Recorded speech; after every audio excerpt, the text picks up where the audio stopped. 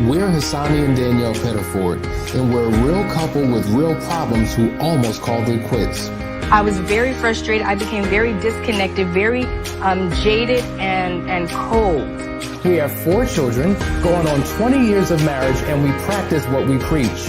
Our mission, to change the way couples relate to one another and teach them the skills needed to improve the quality of their relationships. This is the Couples Academy Show. Well, good morning, everyone. Welcome to the Couples Academy Show. My name is Hassani Pettiford. I am a marriage coach and infidelity recovery specialist, the co-founder of Couples Academy, and we come every single day at 9:30 to have a phenomenal conversation. I'm going to pass the mic to my Avenger team here. Introduce yourself, if you would. Good morning. I'm Lakeisha Hines. Happy to see you this morning.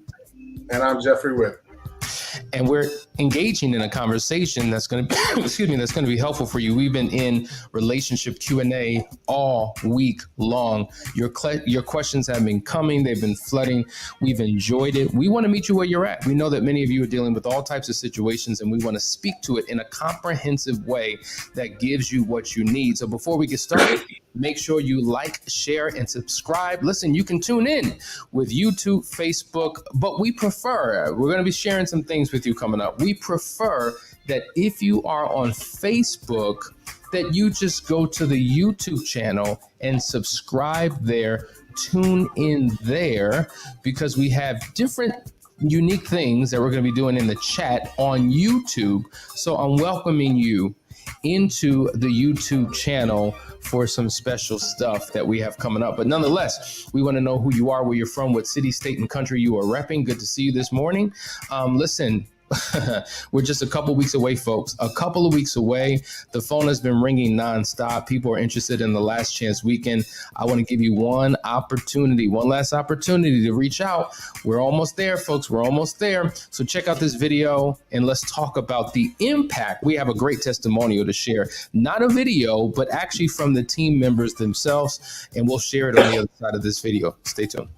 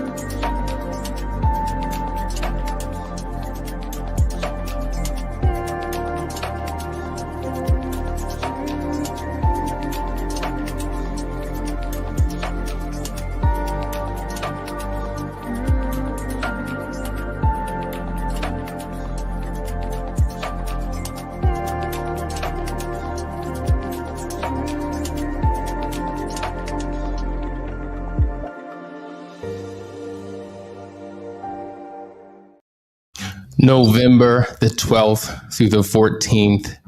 Be there or be square. Isn't that what they say? Listen, we're excited because people come to get their lives transformed. And I figured, listen, we were talking before we started the show with the rest of the team members here about the impact that this work, when you do the work, see, it'll work if you work it. See, we're not magicians. We can't say mecca like a high, mecca hiney ho, and perform a magic trick, and then all of a sudden your life changes.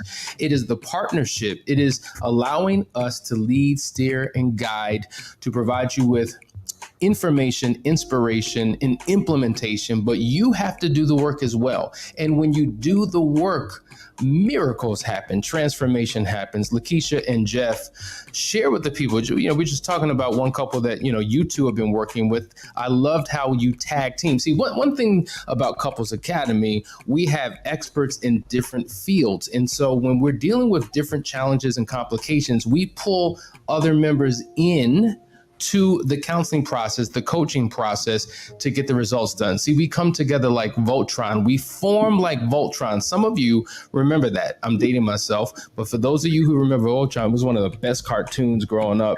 And when they came together, they were undefeatable. So talk about this couple and the transformation that they're experiencing. I just want to say I absolutely love it when couples say when they're getting ready, like right before they're coming to the retreat or they're coming for an intensive, and they say, I didn't think it was going to work. And then after the fact, they're like, oh my God, this was so amazing. It worked. But like you said, when people show up with an open mind and open heart and they're willing to work, transformation definitely can happen. I had a couple that I had been working with and just got to a point where one spouse needed just a little bit more guidance and direction. It was actually the husband. And, I suggested, I think you should get a male perspective. And I tagged Jeff in. So you can go on from there, Jeff. Yeah, so, he didn't know if he wanted to continue in the relationship or not. He wanted to, but he just had some fears around it. And he was kind of in a situation where there was a new girlfriend and he wanted back his old, he wanted to stay with his wife. But it was just a really confusing situation. He didn't know, he felt like he was in a lose-lose situation. So I basically told him there was no moral or ethically right thing to do that was going to be pure on both sides. So at the end of the day, he wanted to keep his marriage for 27 years or whatever. So I was like, we need to treat this like a business decision. And so we're going to do what's called a BATNA. And I'm, running a few companies. I understand what they call the best alternative to a negotiated agreement. And so I created a BATNA that actually defended his fears and protected him. And we were able to give him a solution that actually made him satisfied and comfortable if she agreed to the terms on going back to the relationship. And I passed it back to Keisha, and the deal was closed, and she agreed, and one more couple saved. See, what I love about this is that when you're working with a traditional therapist, a lot of times, to be quite honest, and they do great work, but they stay within a very confined space and area. They may be clinical, very therapeutic, and that's the world that they live in. When you work with a coach is able to bring so many different dimensions into that experience, so many different modalities. They're able to bring expertise from fields that have nothing to do but become highly relatable to your particular situation. So here, Jeff partnered with Lakeisha, come together, dealing with a heartfelt situation and bring a business type of arrangement and agreement because we said your relationship speaks to companionship, but your marriage speaks to your partnership, which is more of the business side, the management side, the structured side. And sometimes bringing in other elements of expertise and perspectives can change everything. And so that's what happens when you work with Couples Academy. Great job, guys. Jeff, you want to say something? Yeah, just that it was a really unique situation. It was baffling when I first heard it, but what I do is resort to business tactics whenever there's heart issues. So like I've dealt with situations where, a company is a necessary aspect or a partner, but they violated trust. And you have to go through the process of creating barriers and boundaries with repercussions built in to maintain that relationship. And sometimes you're in a position when you've been violated to actually issue an ultimatum. I do not like ultimatums, but there are appropriate situations, and this was an appropriate situation. And an ultimatum wasn't an attack, it was a defense. And that's the only time you use an ultimatum. Brilliant. Whatever you said, I agree. No, that's brilliant. And this is why I love this team and I love the work that we do. All right, guys, it's relationship Q&A. We have some questions. Make sure you post them in the chat now so we can address it. We've been going long. I just don't want you to wait till the end till we get there. All right, guys, I'm posting them. Forgive me. There's a couple of typos. I'm typing straight from the actual comments. So if it doesn't read perfectly, unfortunately, it is what it is. So let's get into it. Question number 1.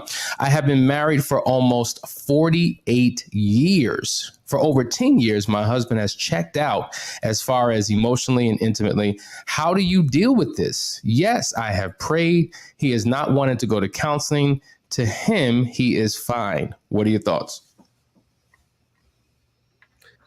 There's so many reasons why. Go ahead. I'm sorry. What I would say to that is basically I understand what it means to be emotionally checked out. I've been there, and a lot of times what it is and Hassani, you said this a million ways, and it applies to the situation. You end up in the business of the marriage, and everybody's fine because they've gotten used to normal. And some way you're going to need to create a spark. You're going to create a new adventure. For you guys, you have to find a way to communicate creating a new adventure. Go somewhere, do something, find a hobby. Don't sit there and talk to him about our relationship isn't working. He's going to say, I'm fine. That's the defensive mode. You need to find something to do together that reignites the spark. And you have to get creative with this. And what happens is when we're dating someone, we become extremely creative in trying to lure them in. But then when we get into the business aspect of having kids and running the household, we lose all of that, and we end up just running the household and doing our thing. And you got to find a way to reignite the spark, find a new adventure, and be creative about a new approach to finding that love again. You can't just talk about it and say, we need to love each other. It doesn't work that way. You have to actually do something and go outside the box. The norm that you're doing is not working. You need a new normal. Listen, I want you to tag onto this, Lakeisha. Here's a similar question from Vidal. Hey guys, I have a question. My wife and I are separated. She has no desire to fix our marriage. She wants to be friends. We have 6 kids through our 17 years together. It's along the same lines of one is checked out, tuned out, just wants to be friends. How do you address this?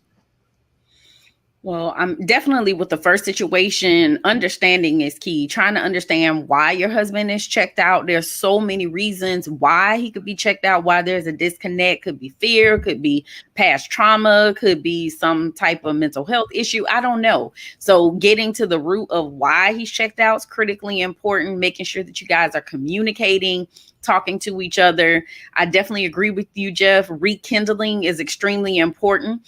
I think, Hassani, you actually said this probably years ago, that monogamy leads to monotony. And I think a lot of times, in relationships, they do get stale. They do get boring. They get old, not just with sex, but just we stop talking to each other. We become roommates and we focus more so on the business part of our relationship than we are the romance and the passion and the things that made us fall in love with each other in the first place. One thing that some women do, not all women, we do have a tendency to nag. I know, ladies, I'm violating right now by admitting this. I apologize, but I know that some women, we do this. So it's important not to nag him, but definitely to try to, in a loving way, try to understand why he's in this place that he's in, and definitely seek help. Clearly, you guys aren't able to do this on your own. So I definitely would say, reach out to us, call us today and get some help. The last thing I want to say is, give what you want to receive. So whatever it is that you're wanting from your spouse, be consistent with giving him what it is that you want from him. Yeah, that's good stuff right there. In regards to the one who just wants to be friends or the other one who's checked out, let me just say that if you've been married for, what was that, like 50 something years, whatever that number 48. was. 48 years, or if you've been married for 4 to 8 years, the reality is this: You are not the same person today that you were when you first said I do. We go through changes, transformations. We go through seasons in our life and in our relationship. And one of the things to a successful relationship that you have to embrace is being highly adaptable, right? Because all things do change. How do you adapt to the new version of your partner? How do you adapt to the new season that you're currently in?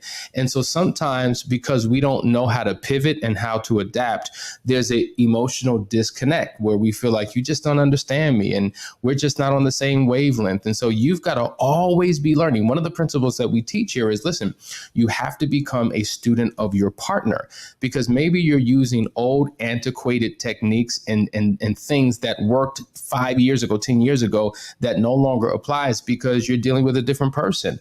And I think that what happens is, if we're at a place where we're just friends, it may speak to what you just said. Monogamy leads to monotony, and I'm bored, and there's just nothing left here. And maybe you have no passion. Maybe you have no goals that you're pursuing together. Maybe there's no new thing, no new mountain that you're climbing. There's no glue that's binding you together as a couple. You're not spending quality time. You're not laughing together.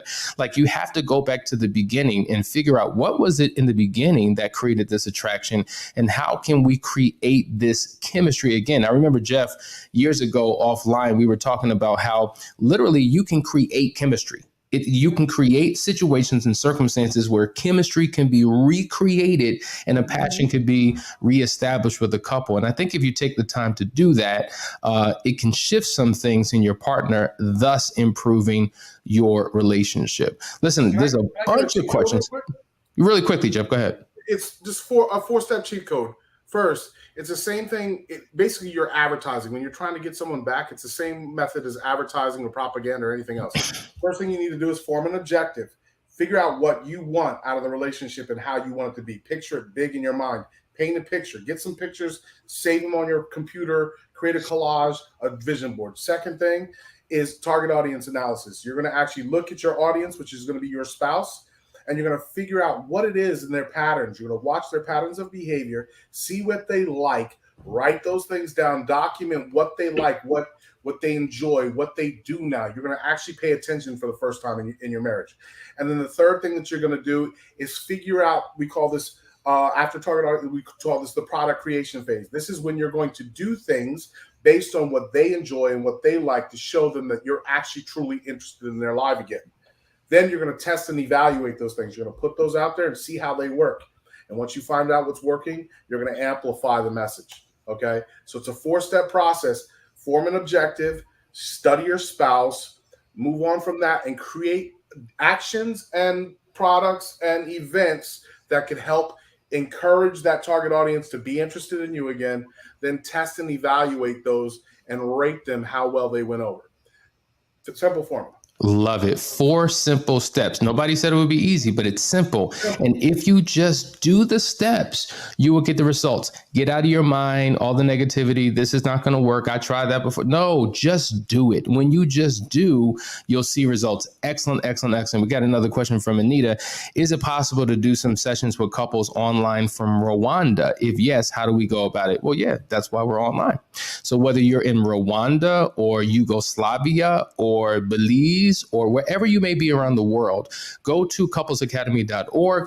All right, set up a discovery call. We use Zoom as a platform so that we can connect virtually and we can do weekly sessions. We've done intensives, literally 3-day virtual intensives through Zoom. They're powerful. So please reach out to us. We would love to work with you. Have another question from Tariro. Forgive me if I'm pronouncing your name wrong. What do you do when a husband/wife minimizes the impact of their emotional affair because there was no sexual intimacy? In fact, they deny the existence of the emotional affair when evidence says otherwise. Who wants to tackle that? Get help, because you've been talking, you've been trying to explain it, you've been trying to outline, look, this is the definition of an emotional affair, and your spouse still is not getting it. Get help. Sometimes the same words out of a different mouth are received. Mm-hmm. And we find that so many times with couples that the spouse is saying, I have been telling you the same things for 20 years. And now Hassani says it, or Jeff says it, or Lakeisha says it, or Danielle says it. And now they get it. So I definitely think there's a situation where you guys need a third party to come in and help, because they're clearly not seeing the damage that was done, the devastation that was done and that was caused. So reach out. I got another quick hack. Paying attention to your tone and what you're talking about. I want you to understand something, that typically people use the opposite tone of what is needed in order to get things done. So for instance, you're feeling pain, but you're expressing anger. So instead of being more of a serious tone, you really hurt me, you're up here like this. And anytime one hears that shriek, that higher tone pitch, people want to run. It doesn't matter what situation you're in, it's all becomes avoidance. So you have to come down, and you're going to have to allow yourself to express your pain and be emotional about it, because they're going to minimalize it if you're up here in this higher pitch, because it's easier to get away from you than it is to deal with the reality. But if they have any kind of heart towards you, how can they ever avoid dealing with you when you're calm, collected, and expressing your pain and your emotion through tears and sincerity and all the other things, the things that you're scared to embrace yourself? I'll add on to that too, that I know anytime couples have matters of the heart to address that are quote unquote emotional, I always recommend that you pray together first. Pray that God would open each other's eyes and ears and hearts to receive and to understand and to be able to process what's being said. And it's hard to be angry with somebody that you're praying with. So I always recommend praying before you have one of those deep, heartfelt conversations. But 100%, I agree with you, Jeff. I agree with both of you. And also what I'll say is that it is very common and typical that people will minimize an emotional connection, but maximize a sexual connection. Because when you think of infidelity, cheating, affairs, typically you think in the context of physical, sexual. So anything outside of that, no big deal. It's not like we did anything. It's not like we had sex. It was just conversation. It was only dialogue through text and phone calls. See how I just minimized what this was? But in this question, it says intimacy. It says sexual intimacy, but the reality is intimacy simply means into me, see. And if I'm allowing you to see inside of me and we're establishing a chemistry and a heartfelt connection through conversation, then it's problematic. Now, let's just say I'm not in love with that person. So there's nothing, it's not like I want to be with that person in some long-term relationship. I think what we do is we justify and rationalize what we're doing as it being no big deal, not realizing the impact on our partner. That's why people struggle all the time. It wasn't cheating. It wasn't an affair. It wasn't an affair. It was infidelity. Like the words become loaded terms that people use as daggers against one another. At the end of the day, it is a betrayal. If I am spending time, if I have any type of social engagement continuously ongoing without my spouse's knowledge, if I'm becoming physically involved with another person, it is a betrayal. If I'm sharing what's going on in my world and I'm not taking the time to do that with my spouse, if I become an empathetic, emotional listening ear to you and I'm not giving that to my spouse, then all of my energies are going outwardly when they should be reserved for those within the confines of the covenant. And so it is a betrayal. And so I think it's important that you two establish a working operational definition for what a betrayal is, and then establish rules of engagement for what is appropriate when dealing with members of the opposite sex. The reason why a person can have an emotional affair and not think it's one, though it's not sexual, is because there aren't clearly defined parameters that have been established, possibly, that either it hasn't been discussed or it hasn't been agreed upon in terms of how we conduct ourselves as members of the opposite sex. And because affairs have transitioned from transactional to relational, it's easy to slip into an inappropriate relationship, an emotional affair with anyone, people at work, people that we serve in ministry with, people that we connect online, because we haven't established a code of ethics for our relationship. So that's what needs to be done to get you two on the right track. Got another question from Francisco. I have past issues with being messed around with and learned to be jealous and insecure. How do I work these issues in a healthy way? So that's one of our four quadrants: the spiritual, the emotional, the physical, financial. But this is spiritual emotional. This is those first two quadrants. It's the same thing we come back to.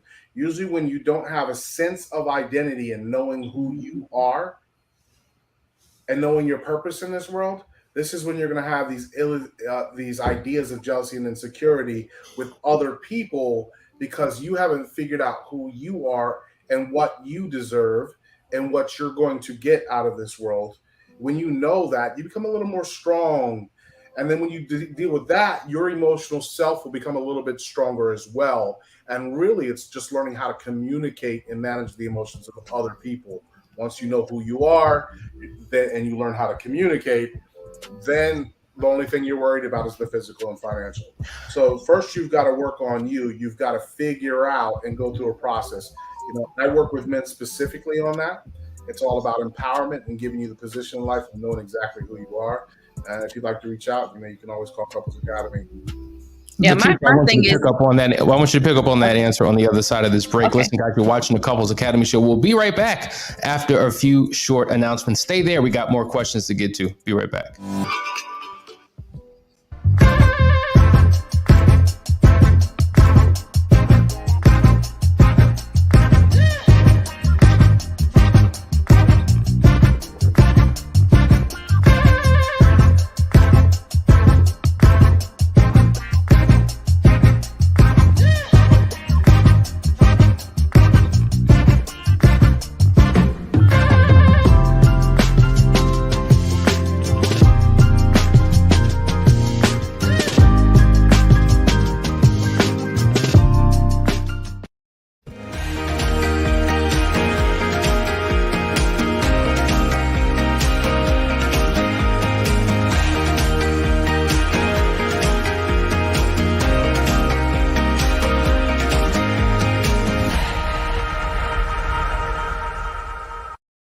All right, guys, we're back. You're watching the Couples Academy show. If you're just tuning in, we're talking about relationship Q&A. The questions have been coming in. They're flooding in. We're going to go a little bit longer today to give you all what you need. Now, on the other side of the break before we took it, Jeff was speaking to Francisco, talking about how he should deal with his jealousy and envy. Lakeisha, jump in. Let's give us what you got. Yeah, so I believe everybody comes into relationships with baggage, right? We all have baggage that we're coming into relationships with, unresolved issues, things that we thought were resolved and they're not, things that are there that we don't even know are there. And then what ends up happening when you see glimpses of that baggage, you automatically are triggered. And you respond in a way because your brain is telling you, I've seen this before. I need to protect myself. So there's definitely a situation where we have to deal with those things that have caused us trauma, affected us in the past that we have not resolved and we have not dealt with. Idealistically, you would do it prior to getting married, but there's so many times that we have to do it within our marriage. So my suggestion would be to get an individual counseling and get support for those issues that are still unresolved and get the healing that you need so that you can show up and be your best self for you, but also for your spouse. Yeah. Great point. D says, what do you do when your mother-in-law, here we go again, in-laws become outlaws. What do you do when your mother-in-law goes to your husband's ex to tell her every detail about any problem you have with your husband? So inappropriate. This is such a violation. And whomever's mom that is, definitely you have got to address it with mom. You've got to confront her. That is inappropriate. And all it is doing is just causing damage within your, because I don't know whose spouse it is. I don't know if it's the husband or the wife, but that parent-child relationship is being damaged. The relationship with the other spouse with their now in-law is being damaged, and it's just wreaking havoc in their relationship. So it has to be addressed. And let me jump in and quickly say, I don't know about this situation, but in-laws is a constant issue that, or extended family, I should say, because remember the top 5 issues couples struggle with: sex, communication, money, parenting, and in-laws. Here we go again, in-laws. Here's the truth, and I don't know about your situation. A lot of times, the child of the rogue parent allows it. They don't challenge it. They don't question it. They don't shut it down. They'll justify, they'll rationalize. That's my mom. They will give every excuse in the book, and they don't realize that it's literally destroying the fabric of their relationship with their spouse because they allow their, whether mom, dad, sibling, cousin, best friend, whatever, to get away with acts that totally undermine that relationship. And so step number one, we said this, the blood relative has to have a conversation with the in-law. Step number two, you bring everybody into the conversation, because if you don't, now there's this tension that exists indefinitely between the in-laws because they've never had a chance to kind of talk about it and talk it through to bring about resolution. So that's what I think needs to happen in that regard. Jeff, really quickly, because we got a lot of questions. Well, the third interesting factor is, why is the ex even lending an ear unless they're trying to get back in there? So Right. it needs to be dealt with. It's an excellent point. Excellent point. Like, what's going on, folks?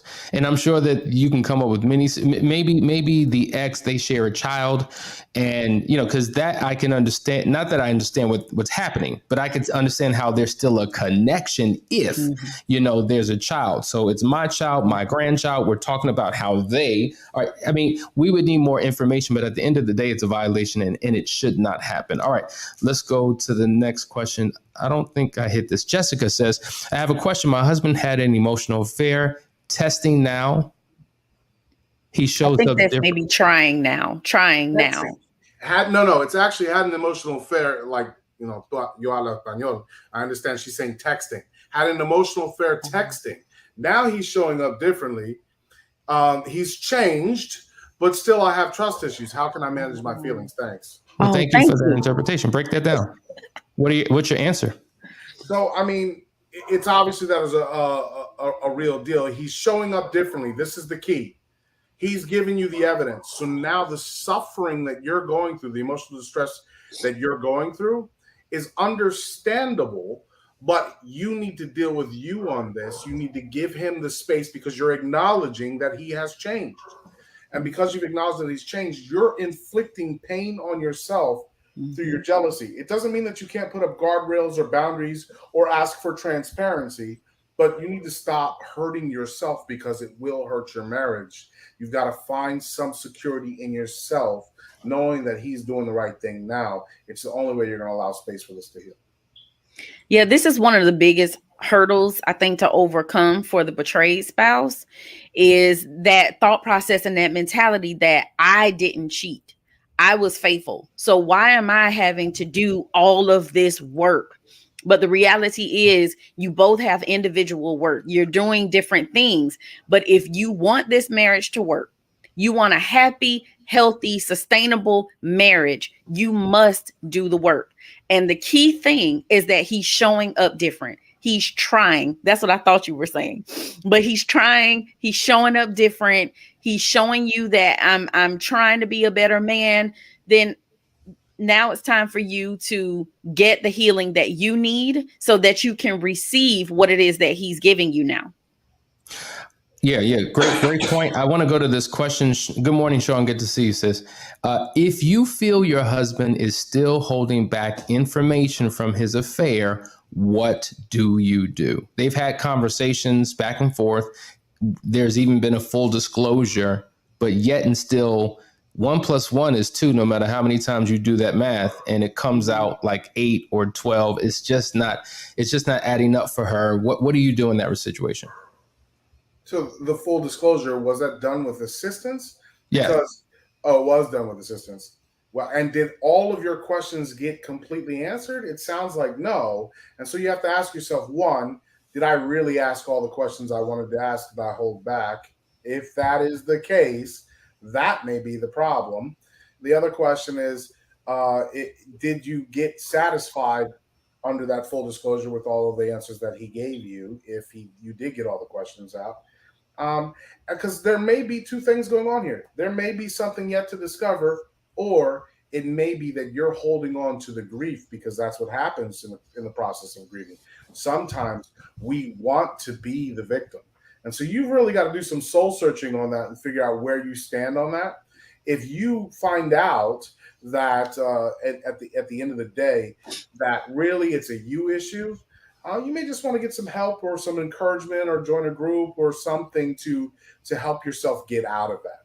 If you find out that you still have questions, then maybe you're going to need to go through that discovery process again, and hopefully you can work with your husband to figure that out. Before you jump in, Lakeisha, before you jump in, there are many couples, to the point of her question, who they've gone through full disclosure. They have been tight-lipped on information. Years down the line, things slip out. However, they come out, which confirms that information has been hidden. And then they have to go through this disclosure process all over again. It sets them significantly back. Now there's the rebuilding of trust again. I just want to encourage you, if you are the individual who's holding on to truth and you're struggling with sharing it for fear of something, or maybe you've held to a story for so long, and now if I come out, it proves that I've been lying all along. The reality is you can still get through and overcome, because at the end of the day, you're in counseling possibly because you want your marriage. But the question is, how is your marriage going to exist? With a big wedge between you two emotionally, with underlining a mistrust between you two? It really impacts the level of intimacy that you can have in that relationship, because you're always looking over your shoulder. You're waiting for the shoe to drop. It's just like you can't freely give all of who you are for fear that something's going to come out. And I believe something's not there. And I got all the signs and all the evidence, and I can't be all of me with you because I don't trust you.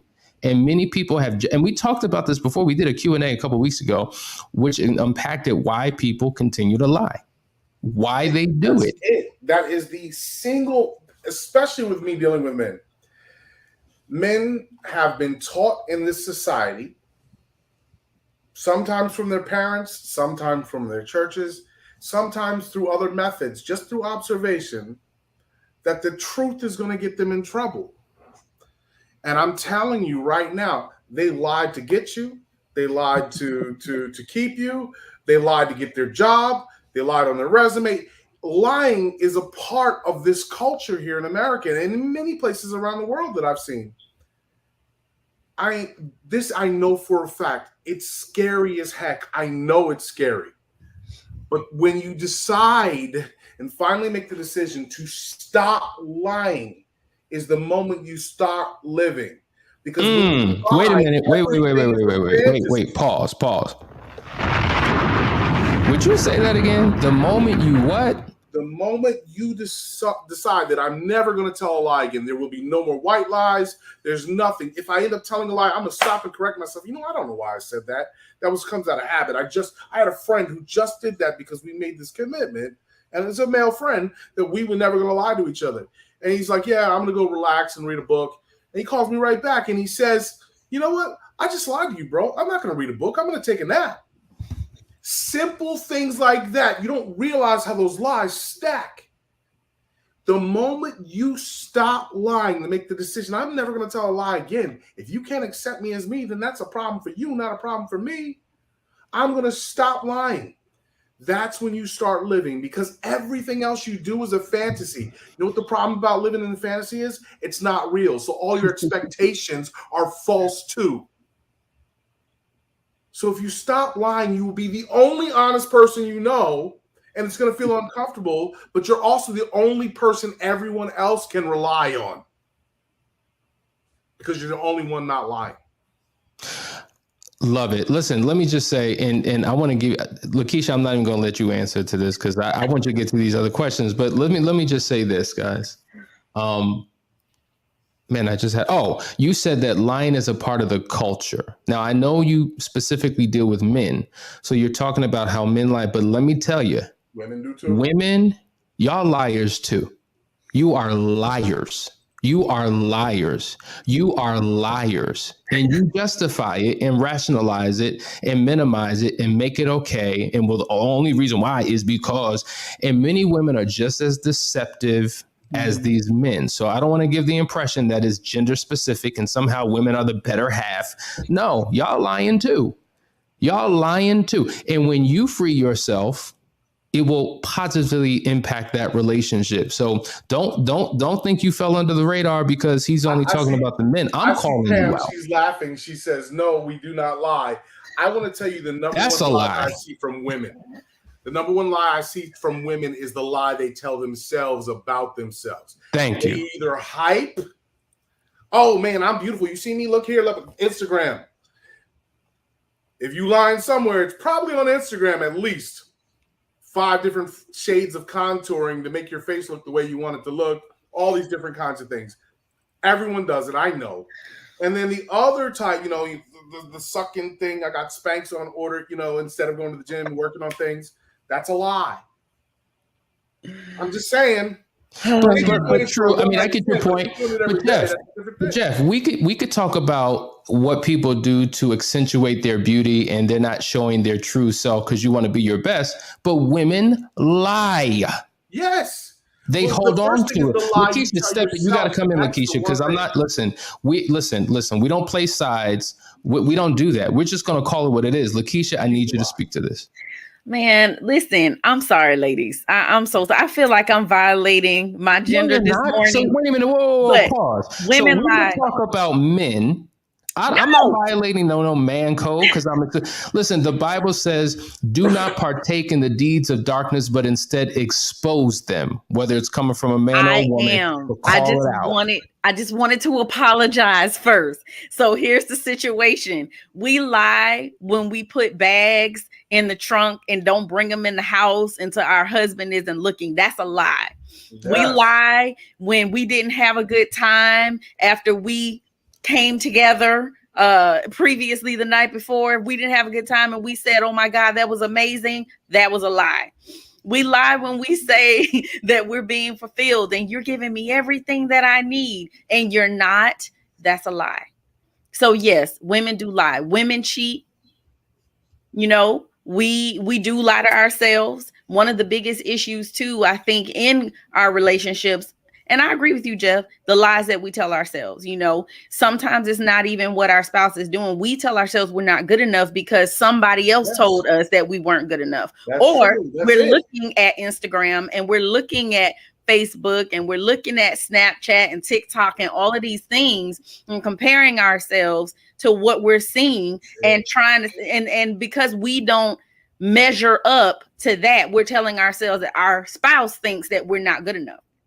And the spouse is looking at us like, you are everything I need and more. You don't need to change a god doggone thing. But we're using society standards to gauge and measure. So yes, we do lie to ourselves, and that causes so many issues in relationships because now you don't believe your spouse because you're busy focused on what you see on social media. So yes, we definitely lie.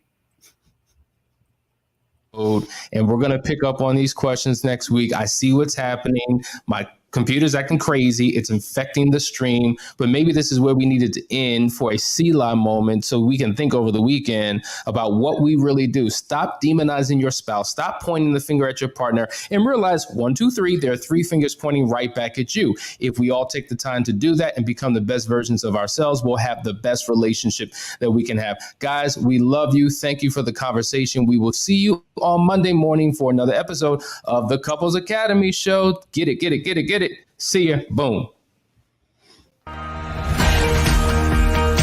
the problems. See the problems. Come on.